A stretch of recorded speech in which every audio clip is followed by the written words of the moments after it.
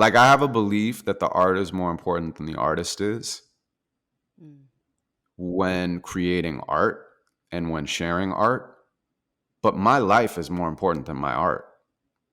Like, and your life is more important than whatever you do. You are not what you do, you are something beyond that. And so I just always give myself the freedom to wake up one day and say, I don't want to do this anymore. And then when I choose doing it, I choose it with empowerment rather than desperation or feeling trapped.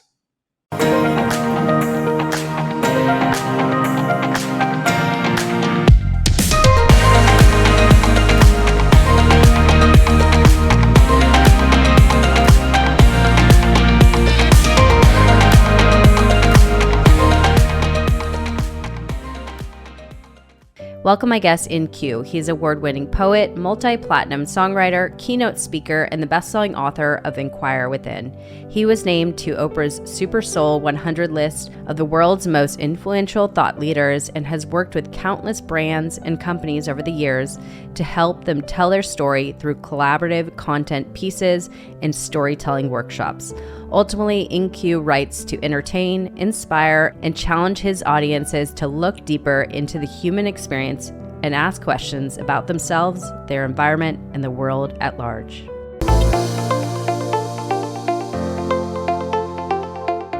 I am welcoming on the podcast InQ, the most notable poet of our times. So welcome to the show. Thank you so much for being here. It is such an honor to connect with you face to face. Thank you. Yeah, thank you for having me. I want to say up front that I do not consider myself the most notable poet of our times. It's very sweet to say, but I do not accept. Of the modern times. No, there's other people that I think are more notable, or maybe they're more notable to me, or maybe some people are more notable to different people. And so, it's not a competition in any way. I Absolutely not. just am really grateful that I get to do what I love for a living. Absolutely. And that's what's so remarkable about art in general. It's uniquely your own expression and it's going to be received by one person over here and maybe not by the other, but altogether it's just a creative expression of who you are and so many people I know are resonating with it and that's what's so valuable and important. So, it's a gift Thanks. that we get to enjoy with you, which I appreciate so much. Yeah, So, thank you for saying that. so I think you had your book launch, which is the Inquire Within, which I have a copy. I believe it was right at the beginning of the pandemic, if I'm correct, because I had tickets to your book launch and then it got canceled because the pandemic, because all the events shut down. And then I think it was rescheduled not that long ago. And then I was traveling and I missed it. So, but I wish I could What, have did been we there. refund your ticket? No, I just, Why not? I was gonna pass it along, which I should have. That's bad on my part, but I was like, it just came up so last minute that I was traveling, so I wasn't able to make it, but, Got I'm it. Well, sure it we'll was a hook you up for plus. the next time. Please, reach out to us, and we'll make sure that we set you and a Thank guest up and give you the VIP experience. ah, Yeah, the mhm. book came out March 30th Oh my goodness, of yeah, exactly. 2020. People were literally fist fighting in the supermarket over toilet paper, and it was a very, very strange time to have to promote anything, even something that I loved as much as this book. And I almost didn't want to do it.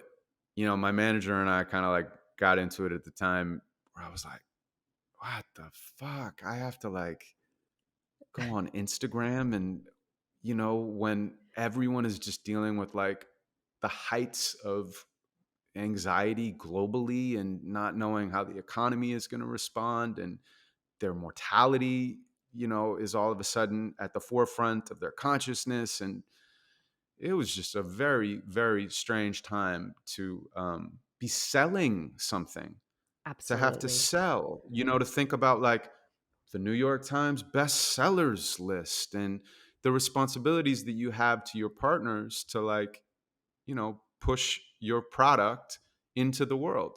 I was like, man, I don't want to do this. And then I just thought about it and I was like, this book was medicine for me to write. And I knew that it would be medicine for people to read.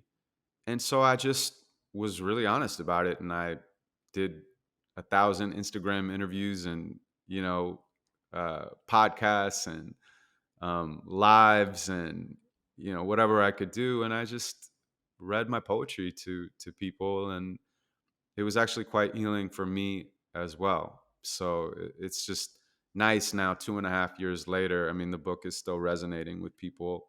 I get messages every single day, and yeah, it's really beautiful.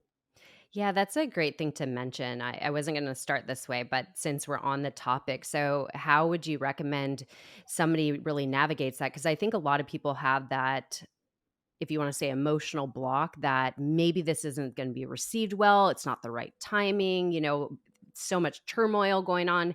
How could I show up and sell something at a time like this? So I'm kind of curious, how did you switch from that, like, oh, this is a horrible time, to this is going to serve others? Like, how did you actually like accept that and be able to move into that space?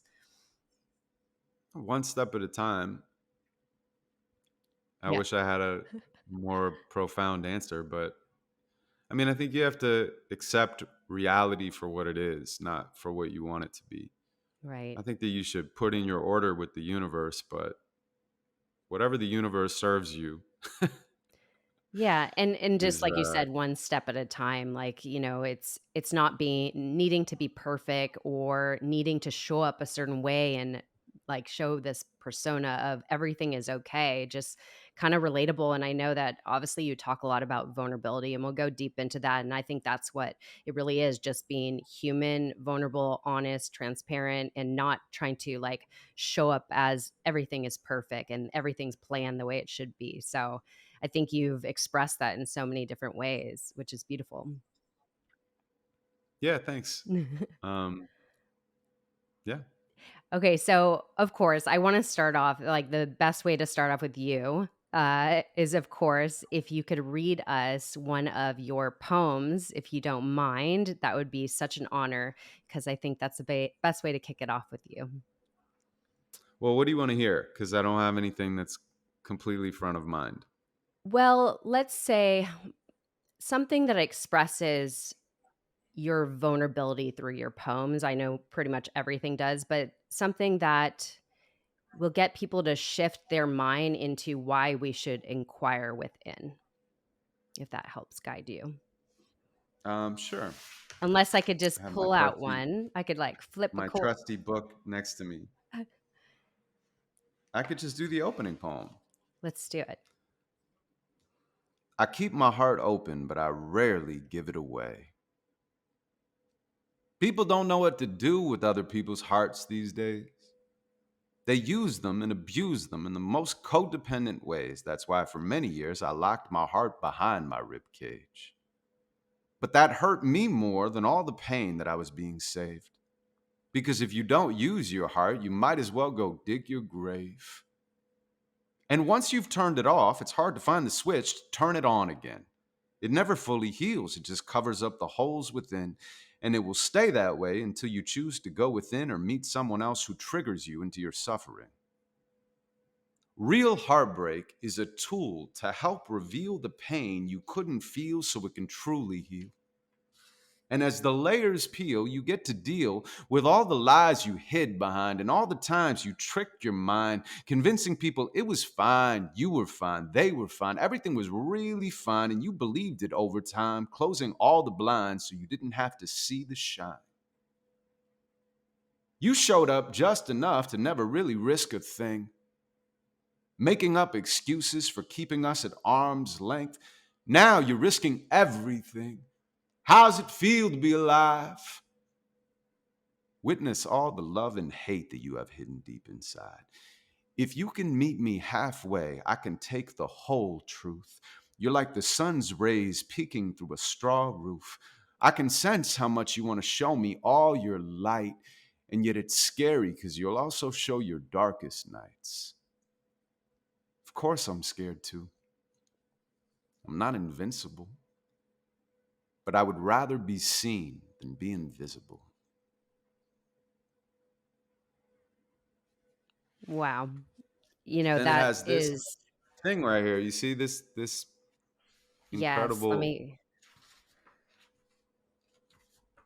Sorry, I'm I trying to. really like Yes. this illustration. This guy Musta Sharik did it, and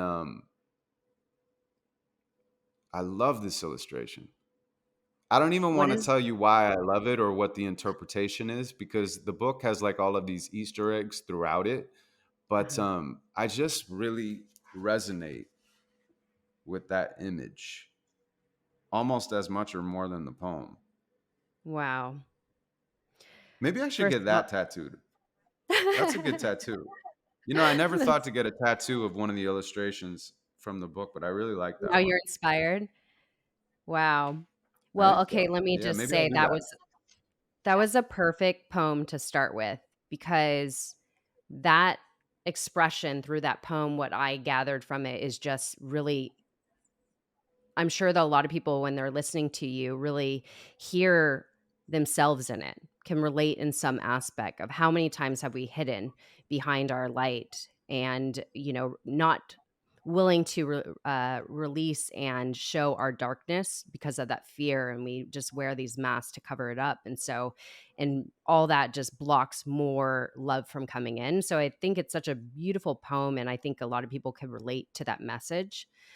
So thank you for that. So talking about that, of sharing your vulnerability, the common thread through all your poetry is vulnerability.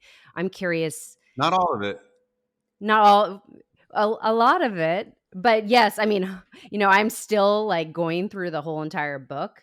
I definitely have read quite a few of them, but one thing I want to pull out with the vulnerability piece is, have you always been this comfortable being vulnerable? And if not, what was the transition into really, owning it, just being comfortable in that uncomfortableness of vulnerability that some people experience? I think you have to be vulnerable to yourself first, and then you get to decide who you want to be vulnerable with. I'm not vulnerable with everybody. I'm not. Uh, I don't pretend to be. Um, I'm not like a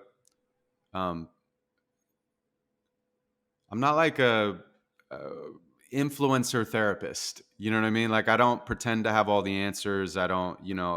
I'm a work in progress, and I believe life and my life is a journey, not a destination. I don't present perfection to other people. I don't even believe in this like culture of idolizing celebrity. Look up to people, look down on people. We never even look at people anymore.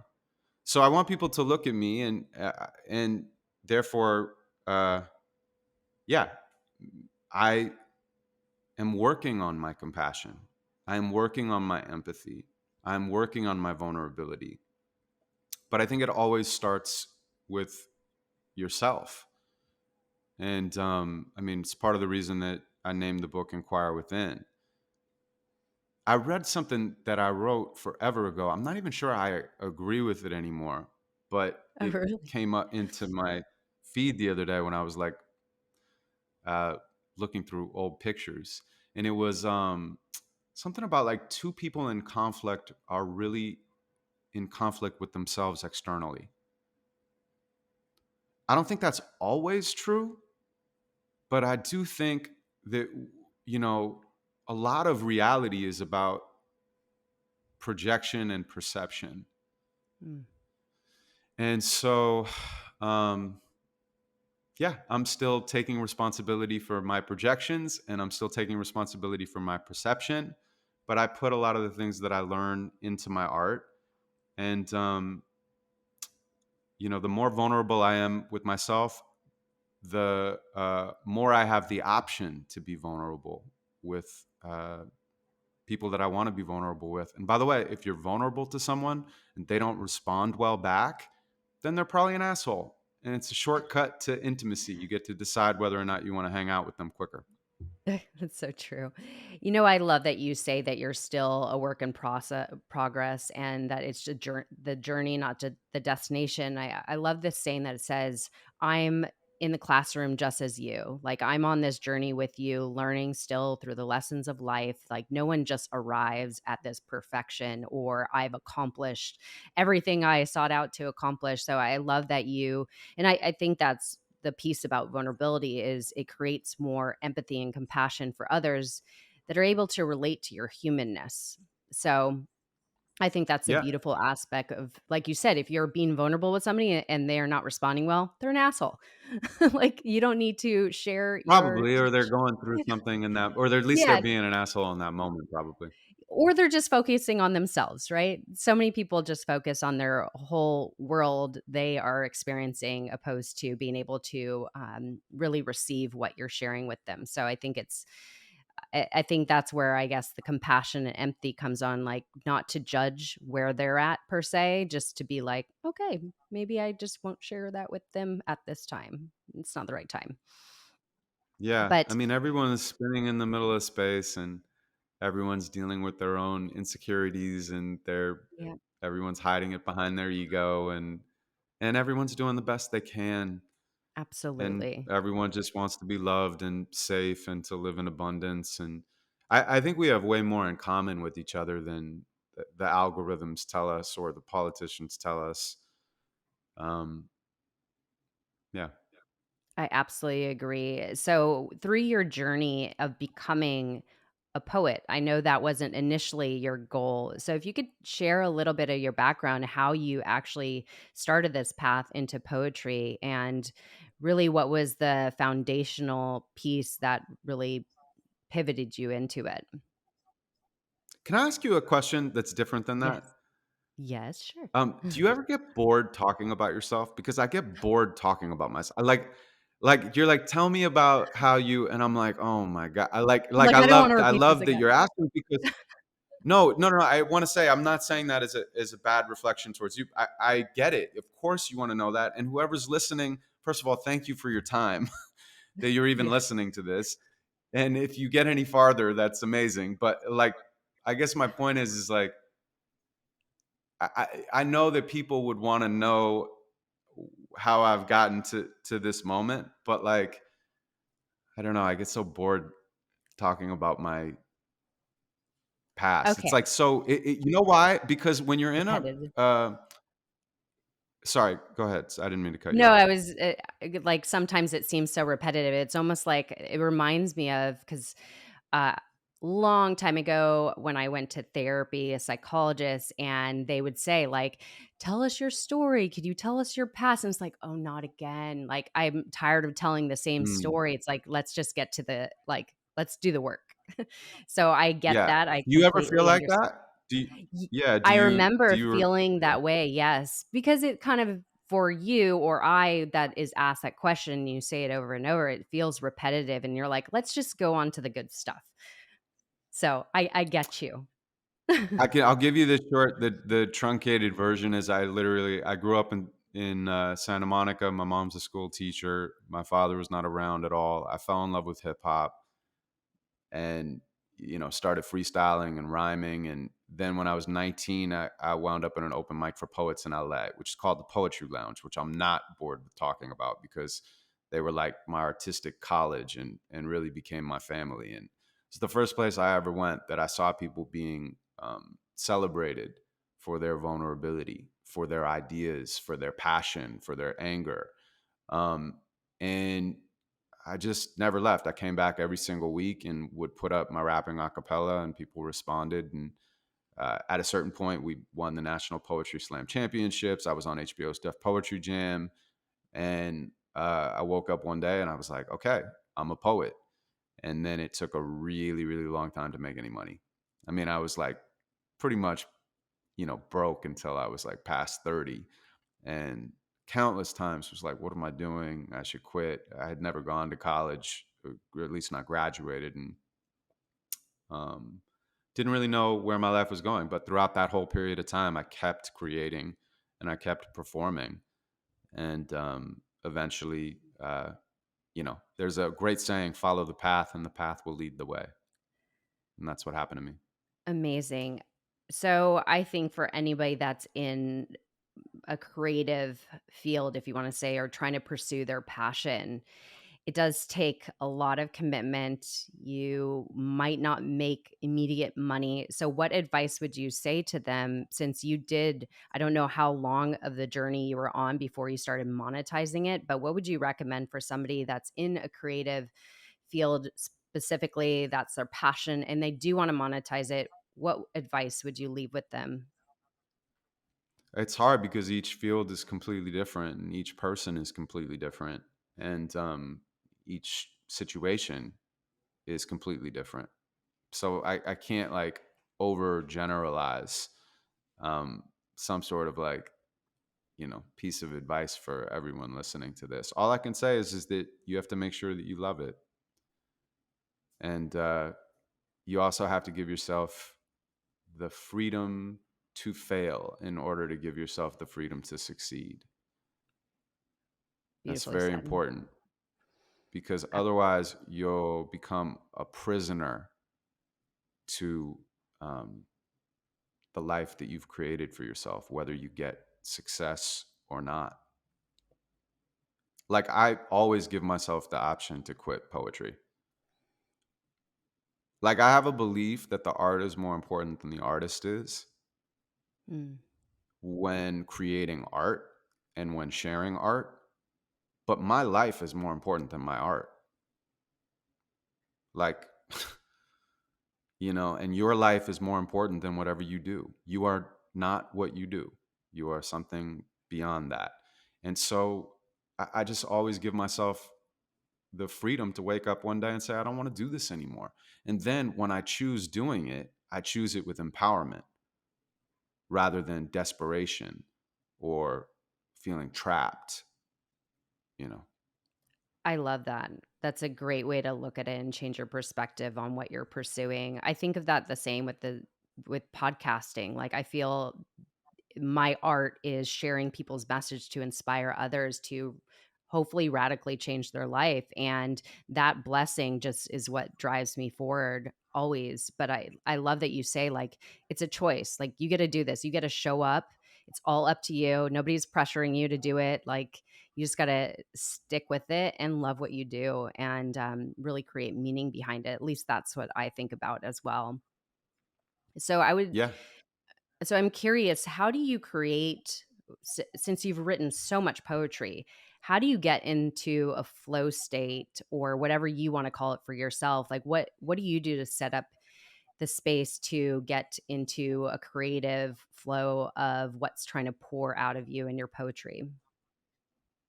I don't have any crazy routines, and I've done it Mm, so many different ways because I started doing this when I was like 14. I mean, I literally was seriously rhyming when I was 14. And wow. I would say my life, whether it's been songwriting, which I've been lucky to have a lot of success in, or whether it's poetry or whether it's rapping, I mean, it's all been focused on rhythm and rhyme. And so uh, it's changed as I've changed. It's had as many personalities as me in terms of like my process of creating. Uh, right now, I only really create when I either have an assignment that I find inspiration in, or I create when I'm specifically inspired. Because you can find inspiration within an assignment, but pure inspiration is completely unassigned. It's assigned to you. Mhm. It just shows up. And you can't really, in my opinion, force the muse to come. You can just invite it in and then be grateful when it arrives and take that inspiration and create something with it. I think everyone gets inspired on a relatively regular basis. They just don't pay attention to when they are. And even if they do pay attention to it, they might notice something and then not do anything with it. And the muse doesn't really care. The muse will just fly off to someone else. It doesn't Mm. care what genre it comes out in. It doesn't care about what person it comes out in. It just, you know, I mean, we're all like the vehicle and the obstacle to our art. So it's quite a balancing act. Yeah. And I think, like you mentioned, that so many people don't even notice when the muse comes in. So that's why I was curious, like, do you create a space for yourself? Because for myself personally, I am most creative in nature or if I escape. Like we were talking about, you were planning a poetry workshop that's going to be in Morocco, and you're like, it's adventure. I'm seeking adventure right now. So it's partly for me and the students that will be there. And so, for example, that would be an inspiring place for me to be because I'm in a new environment. So newness creates that inspiration to flow through myself, at least personally. 100%. Yeah. I really So, agree with that. I have yeah. the same experience actually, but I don't create travel in order to create. Mm, I just create travel, and then the byproduct of that is that I create because I'm in a new environment. But I beautiful. really relate to what you said, and I feel the exact same way. I really do. Like anytime, because I think it's kind of a mirror for what happens when you're a kid. When you're a kid, everything is always new to you, and you're always out of your comfort zone. You're never in control of your life, really. And because of that, you're always creating in some way. You also don't think that the creation has to be professional, or great, even. You just express. Art is meant as a form of self-expression. It's a place to play. And then when we become adults, we calcify, right? Mm. And we get set in our routines and we get set in our professions, and we don't play to play. Or we think if we're going to create something, it has to be great because we have such standards and expectations for our lives. Boring. Like seriously, I'm not interested in somebody making something that's great. I'm interested in somebody making something that's true. If it's true, it'll be great. So I think when you travel, though, you're automatically thrown into this everything is foreign. I don't know these streets. I don't know this language. I don't know this food. I don't, and then it re-triggers that youthful thing. And I think everyone's more open to the muse at that point. I love that. I felt that completely when I traveled recently. I felt literally like the kid in me just like being just pouring out. I was in utter joy just in the experience and the adventure and everything. And exactly, I felt like I was unstoppable just being in that energy. So I think that's a great thing to, do little things to put yourself in that energy more often because then art will express through you in your unique way. Can Where you did you share? go? I went to, I was telling you that I went to London for a health optimization summit, and then Ah, from there I went to Croatia for my first oh, cool. time, and Good for you. I've like you never been to said, Croatia. I've heard beautiful it's things. remarkable. It's remarkable, and I'm really into adventure, so I did the adventurous things. Uh, it's a beautiful place. The experience I was talking about is when I went canoeing and What is that? rappelling down. What's that? What is canoeing? So canoeing is when you basically scrimmage through. You hike, you climb, you scrimmage through rocks and water, and you basically make your way down a river by doing all these actions, and you'll rappel. And one of the things we did was rappel down overlooking a waterfall, and it was about 196 feet rappel. So Sick. utter thrill. And I have a video of it, and I'm like, I look at myself, I look in just utter joy, just like fully expressed in my aliveness. So I love these type of experiences because this is when exactly I feel like I am in flow. I'm able to express my truest nature. So I inspire everybody to do these type of things, especially adventure, personally. I love that. Yeah, that's really, really cool. And you've made lifetime memories. Oh, yes. When you are doing the same thing every day in the same exact way, all the days kind of like meld together. A lot of people felt that in COVID even more. But even if you're going to work and you go the same exact way, and then these certain restaurants that you like, you go back to all the time, and you're like, what day is it? You only know the day because of you're on someone else's time or because of your schedule or something Right. like that. But when you go somewhere like you did and you do that off of a 200-foot waterfall, that's a lifetime memory. You're going to Absolutely. remember it forever. And that's part of what we're doing in Morocco. Like, it'll be 25 people or something like that. And it's not a one workshop, it's a whole conceptual through line with different workshops. So it's a poetry retreat, but we're combining this kind of process of teaching people how to express themselves and then share it with other people. Um, what creativity and community is with the adventure, so that Love people are that. out of their comfort zone in every way. And then we're also bringing in yoga and meditation with these local Moroccan teachers. So it helps to bring it from your mind into your heart, into your body, and into your spirit. I'm really, really excited about the experience to participate in and facilitate in. You know, it's just going to be really special. So, other It lifetime sounds memories. Maybe you'll come. It sounds remarkable. It's October 16th through the 21st. I'll plug it in the show notes. I love that you're creating an experience around it. And that's why I think it's so beautiful and in a different atmosphere than your normal everyday. I don't know, unless you live in Morocco. But regardless, it's going to be a different experience. So I'll definitely include that in the show notes. So, talking about, I was going to ask, Yeah, but you should come. okay. Yes. I'm all about new experiences, like I said. So, uh, you know, I have it noted October 16th through the 21st. But Yeah. yes, You I know what's think interesting about, sorry, go ahead. no, go ahead. Go ahead. No, I go was gonna ahead. say, you know, it's the podcasts are interesting because you do them and you just like you have no idea who or where the people that are listening to it are or what's going on in their lives and stuff. So I'm just like talking to you like we're best friends, and I'm like, hey, you should come. Like yeah, the people that are listening should come too. But you know, I relate to what you said about traveling and adventure, and yeah, you're more than welcome.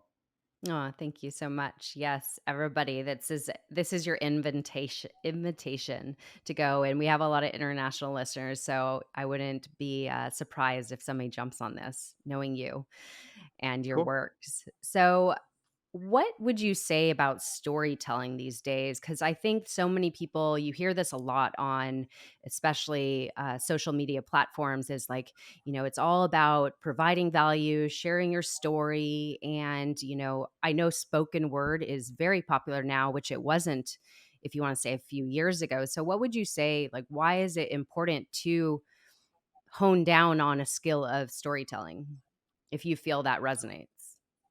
Well, I mean, we're all storytellers, and the stories that we tell ourselves and other people become our lives. So change your story, change your life.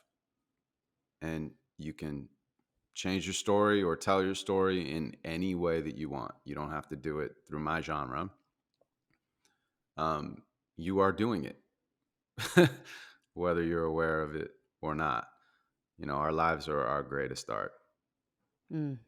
Absolutely. And I think the greatest way to tell story is through your experiences as well, like an expression of what you do, like what you love, your values and everything. So I think that's a great way to express yourself.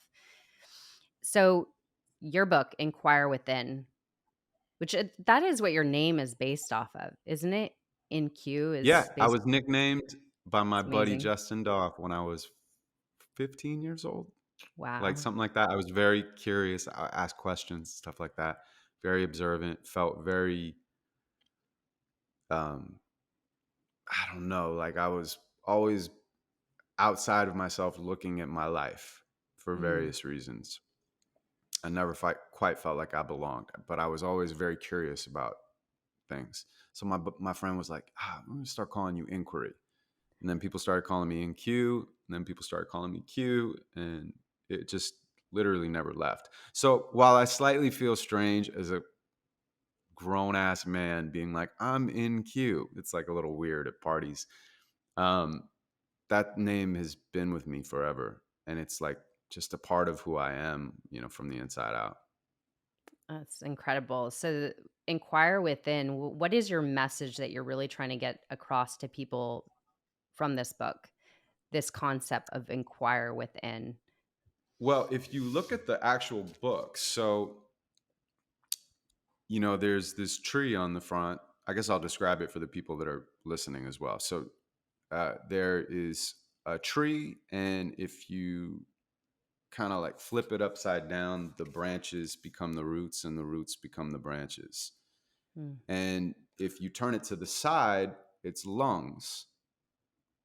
And the two halves of the book are inhale and exhale. So it's inhale is kind of like the personal poems. They're almost like my poetic hero's journey about a certain time in my life. And my hero's journey, which is ongoing, is everybody's hero's journey. I mean, we're all just on the same uh, conveyor belt, I guess. I don't know. That sounds so River. dark. River or Yes, something. We're river. floating along this Much river. better metaphor. Much better metaphor. And then the second half of the book is social and political stuff. So inhale and then exhale. And if you want to change the world, you have to change yourself. And so inquire within. Beautiful. What is the type of work you do, or what have you done in the past or presently to help you get more in touch with yourself, to go deeper within and maybe just, continue to evolve into the man you're meant to be? I've done so many things. I mean, I've been in therapy for a very, very long time. I've taken generalized therapy courses from like MITT to Uh, Landmark. I've done medicine journeys way before people were calling them medicine journeys. I was like, I was doing drugs. And, it expanded my mind and brought a certain amount of self awareness to me. I meditated for literally twice a day, 5 years straight. I was doing Ziva meditation, which is another form of Vedic, which is another form of uh, transcendental. And I Emily just started Fletcher. this week, by the way. Oh, you did? Great. It is such Yeah, an awesome practice. I'm such a fan. It was a game changer for me. And literally, I didn't miss a meditation for 5 years straight. that's And then remarkable. all of a sudden, I just stopped. And I was like, I want to have a different experience. And I did. And actually, stopping was as beneficial for me as starting and taking it really seriously. Yeah. Not that I recommend that to anybody, but it was just being honest about what I have done in my past, and Mhm. and then I've done lots of body work, and I've read a ton of books, and I've traveled alone a lot I love just traveling to alone. experience myself in the world without who I think or other people think I am coming along with me. Um, when you travel alone, however the world shows up for you is a really great mirror for who and where you are. Um, so I've done, yeah, lots of A stuff. lot. I love that you mentioned the travel alone. So as I was mentioning Croatia and London, I traveled alone. Uh, Cool. my significant other's in Thailand coming home this week, but I traveled alone, and I feel the same thing with traveling alone is you really are you get to be you. Like you don't need to show up as anything else because nobody knows who you are anyways. So just be you. And I think you get to do what you want to do. You get to wake up when you want to wake. Like everything is just being you. So I love that you That's so share true. that. It's so important. And so talking about therapy, being a man, I'm sure you get this a lot. That men don't feel comfortable going to therapy because they think it's weak. What would you have to say about that? Because I think it's important for men to really accept, like, it's not weakness to go to therapy, to talk about things, to work on yourself, the self work, whatever you want to call it. What would you say to men out there that might be intimidated by it a little bit and just uncomfortable? Um, Look, I'm a fan of therapy, and uh, yet I also think you need to find the right therapist. It's like dating. You need to find the right partner, and um, I've had people that I've connected with in the past and we've communicated really well, and other times I've tried things and I've actually walked out of spiritual sessions with different people. I've just said this isn't for me. I don't like the vibe here, or this doesn't feel authentic, and I pay and I just walk out. Um, so there's no shame in trying, and there's also like no shame in seeing if you have a vibe with somebody and actually like putting in the time to find that right person. I also don't think everybody needs therapy. Like, there's people that are doing just fine, uh and I don't think that they necessarily need it. But the thing is if you feel unexpressed in some way, or you have cyclical problems that keep coming up over and over again in your life, you might need a coach and some different tools to get through it. And if you've been working on the same stuff for a long time, or ignoring the same stuff for a long time, and it's coming out in other ways where you're like yelling at people in traffic, or your primary relationships are not going the way that you want, or you know that there's potential inside of you that is unfulfilled. Try stuff, try different things, try, like, don't allow this moment to slip away, because this moment is all we have. And why are we here if not to grow? And growth means looking silly, it means being uncomfortable, uh, and it means getting dirty. And all of those things are necessary for growth. Uh, so I would just encourage everybody out there to, like, check in with yourself first. But if there are some things that you don't like, or some things that you want to change, and you've been trying to change them and they're not changing, that's what coaches are there for. And there's Right. there's nothing um, less manly, or it's not like, it's more strong to actually ask for help in the areas that you need help than it is to pretend that you're fine when you actually know that you're not. Absolutely. Absolutely. It's funny. It reminds me of this one insert in your book that talks about your breakup poems. And you were talking about like, you were going, I think you wrote 9 of them, you said. And you were talking about like, oh, you were going to write another one, but then you realize like going back, you're like, I don't need to write another one. Anyways, you could share the story of this, but I think it's really interesting because when we talk about these patterns, like the same thing that keeps on happening over and over and over, same breakup, same, relationship problem, there's a pattern to everything. It's just creating that awareness that we're on repeat. We need to change something. We need to like address what's going on. And that example kind of shows in your work that you expressed. Yeah, I literally, I'm glad that you mentioned that, because I didn't remember that I wrote that in the book. I haven't like read the book in so long. Um, but that is a good story, and I haven't told that on stage in a long time. But it was just something about, I had gone through this breakup, and I was about to write another breakup poem, and then I was like, let me just like read all of my other breakup poems, and I literally like read them all in a row out loud to myself. I like found them all, and then I like realized there was 9 of these breakup poems, not all from 9 different women, but I had written 9 over the years, you know, and uh, and I was like, I don't need to write a new breakup poem. I need to figure out why I'm continuing to create the same lesson in a different disguise over and over again. And that was like a pretty pivotal moment for me. Yeah. I think for everybody, I think that goes with any situation. It's like to recognize like what keeps on happening over and over. Maybe it's something that we need to inquire within and really create awareness like, maybe I'm responsible for this problem. Now, what do I need to take responsibility for?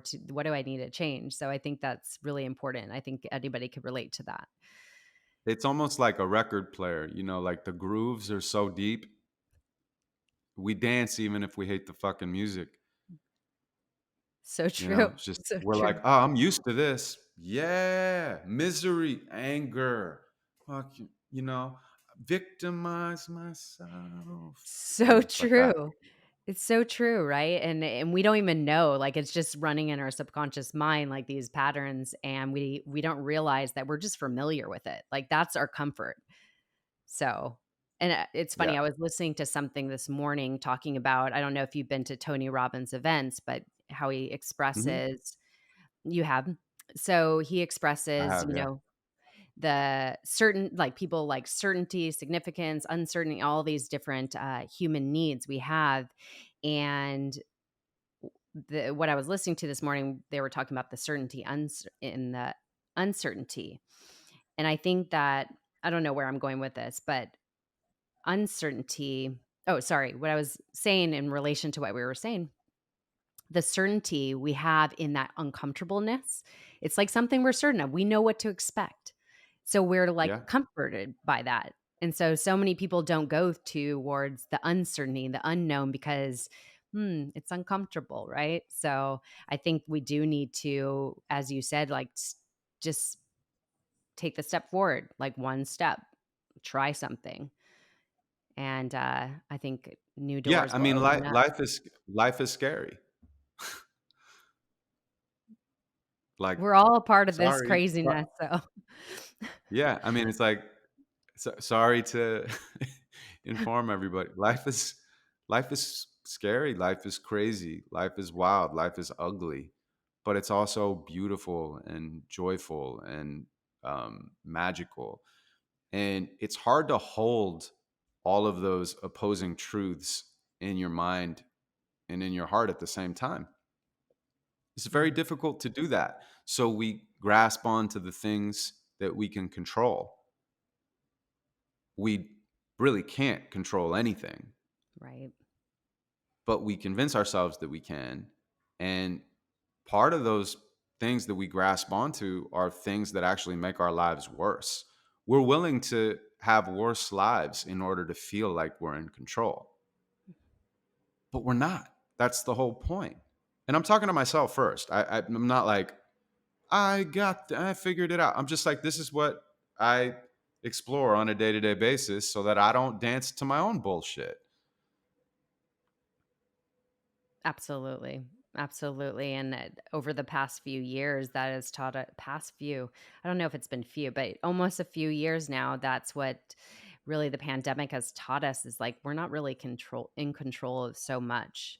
Well, the only thing we can control is ourself, our actions, our mindset, our, daily habits, our rituals, and that's really what it's about. I wanted to ask you about perfection because being an artist, I don't know if this is true to you. Being an artist, I would think perfection is one thing that an artist would want is like the perfect art piece to be seen by others. Did you ever struggle with perfection yourself? Or what could you say to people that might be feeling that way when they're creatively expressing something? Like for a podcast, for example, somebody that starts a podcast, they want to do perfect the first time. And it's never going to be. So that goes with any art. So I'm curious what you have to say about that. Just don't. Just Just don't do stop. that. Just don't do that. It's not going to get you where you think you want to go. Just don't. And accept that fully. And then just go like, what do I want to do? Like, what's interesting to me? What breadcrumb trails do I want to follow? Because if it's interesting to you, it will be interesting to other people. Not everyone,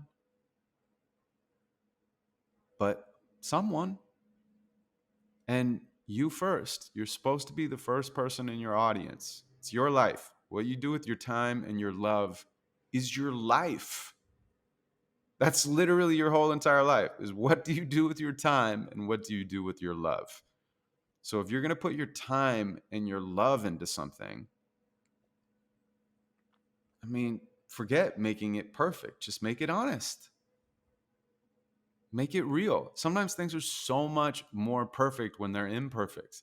When Absolutely. I'm recording something, like sometimes the fuck up is actually the gold. Wow.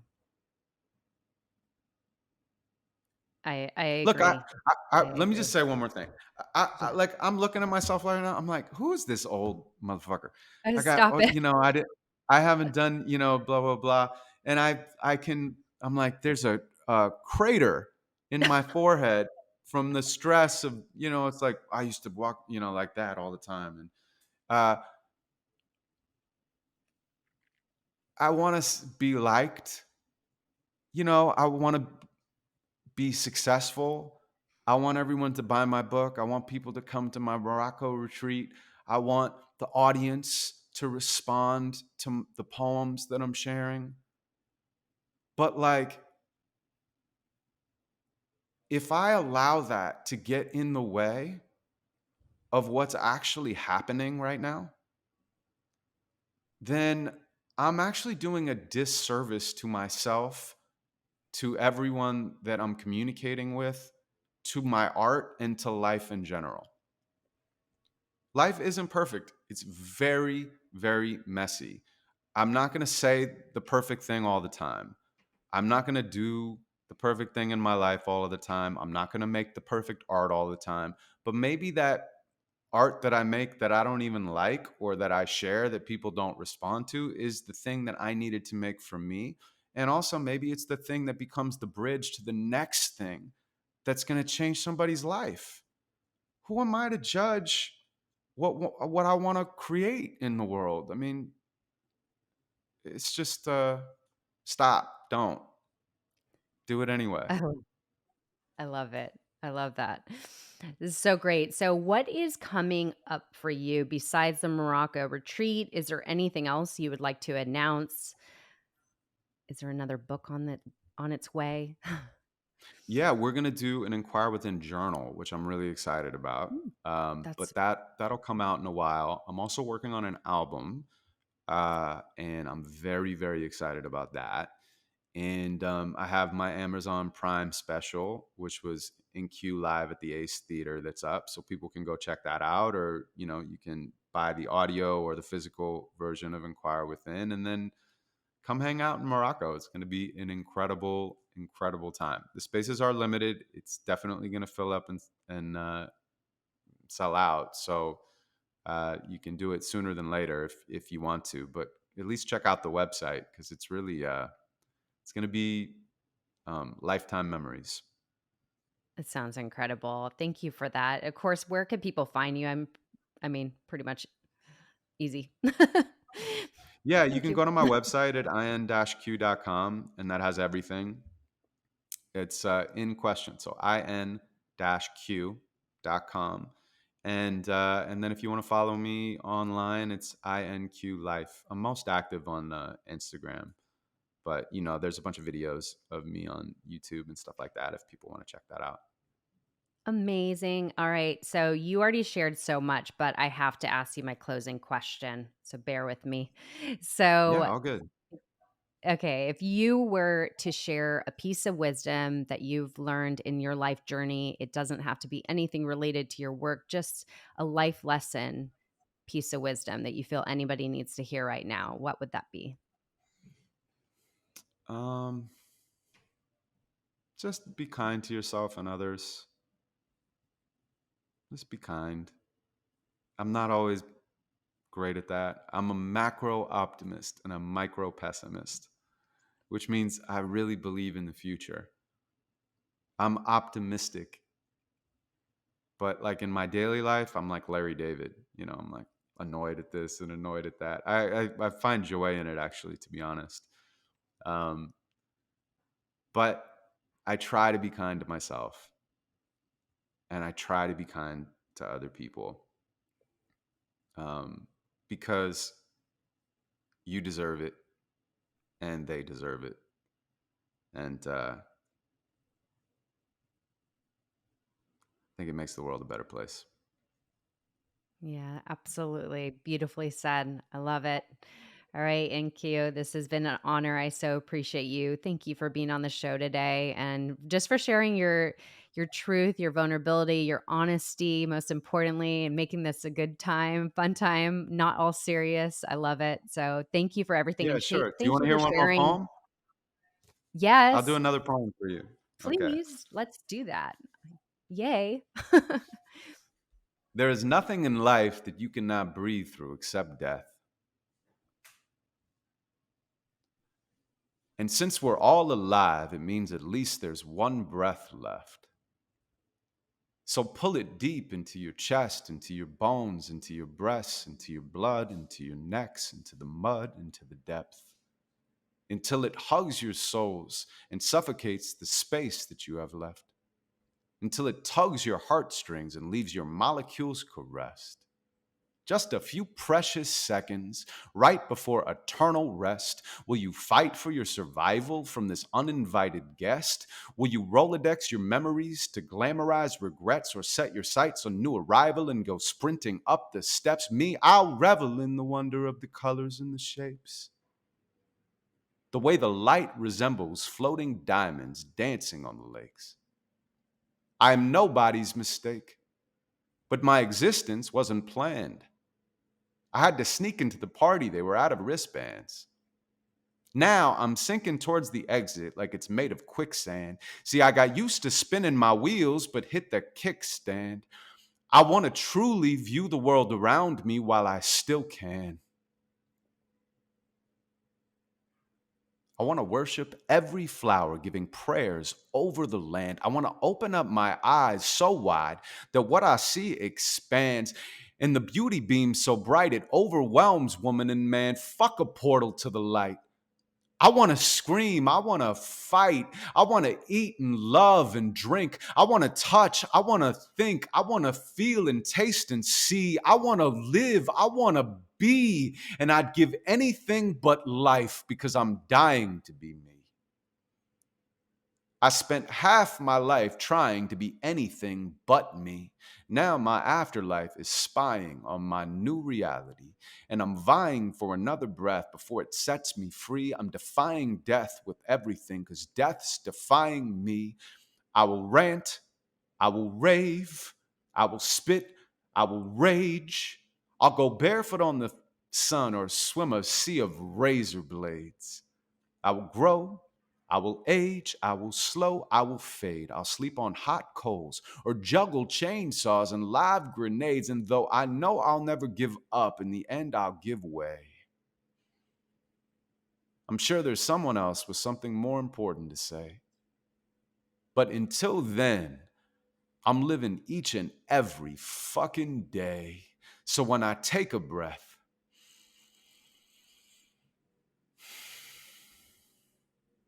I do it like I swear I'm here to stay.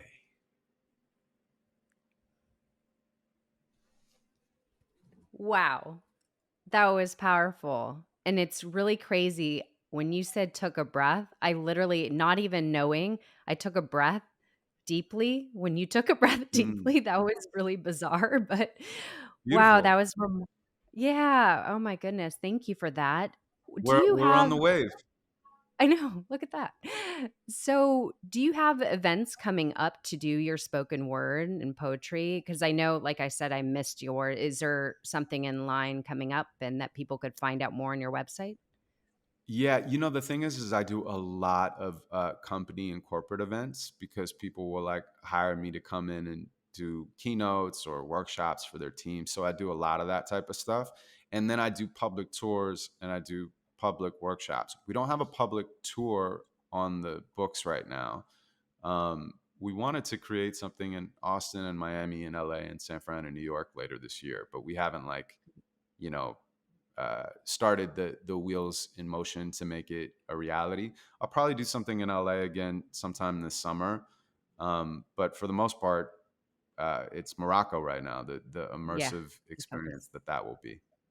Great. Well, people could join your mailing list to just be, in tune with what's coming. So, this has been an honor. I thank you. And thank you for closing off the show with beautiful poetry of yours. I appreciate it so Yeah, thank much. you for Thank you. listening. I felt like it was the right way to end it. So appreciate your time, Erica. So appreciate it. Thank you. Okay.